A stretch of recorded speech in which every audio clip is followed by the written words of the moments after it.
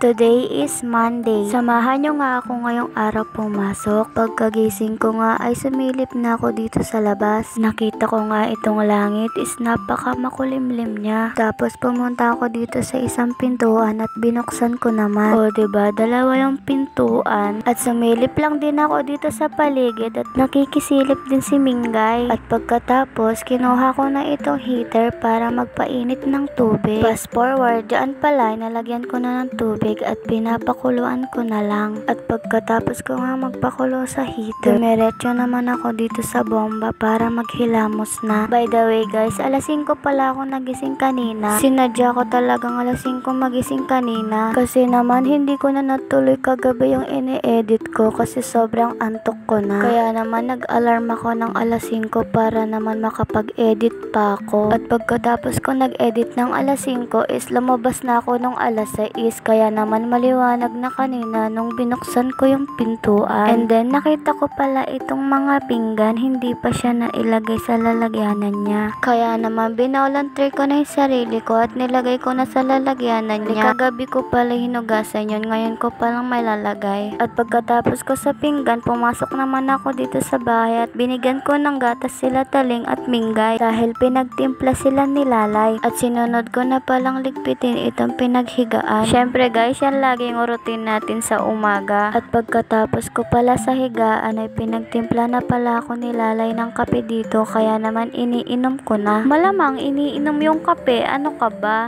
Di joke lang. Habang ako kape, ito naman yung pusa ko si Mingay at naggagatas. O diba, talo niya pa ako, siya gatas, ako kape. Di joke lang naman. Syempre mahal namin, kaya naman naggagatas sila. At pagkadating ni Lalay, bumili pala siya ng iilang pirasong tinapay, kaya naman kinain ko na. At ito na rin yung magsisilbi kong almusal ngayon pagpasok ko sa school. Sa mga oras nga niyan ay kinakabahan ako, baka kasi wala kaming pasok ngayon or hindi ako papasok. Kasi naman sobrang makulimlim talaga sa labas. Ewan ko ba, ano ba, may bagyo ba talaga? Ito namang pusa kong dalawa ay gutom pa, naggatas na nga, kaya naman binigyan ko ng tigi-isang tinapay. Ibig kong sabihin, hindi naman tigi-isang tinapay na buo, yung kalakalahati lang naman. Syempre baka hindi nila maubos, sayang naman, edi sana kinain ko na lang, diba? Alas 7 na pala ng mga oras na yan, hindi mo na ako nagbibihis kasi baka wala talaga kaming pasok. Kaya naman tumayo na ako dyan at inuubos ko na itong kape. Sobrang aga ko talagang nagising kanina para makapag-edit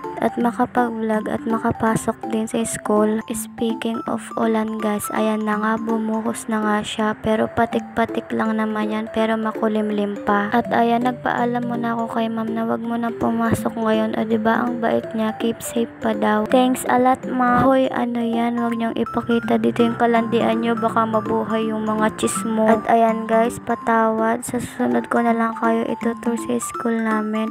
At talagang masama yung panahon, hindi talaga kakayanin. Pero hindi naman nasayang yung pagising ko ng maaga kasi naman nakapag-edit pa ako at masaya na naman yung puso ko. O talaga ba? Paano ba yan guys? Hanggang dito na lang.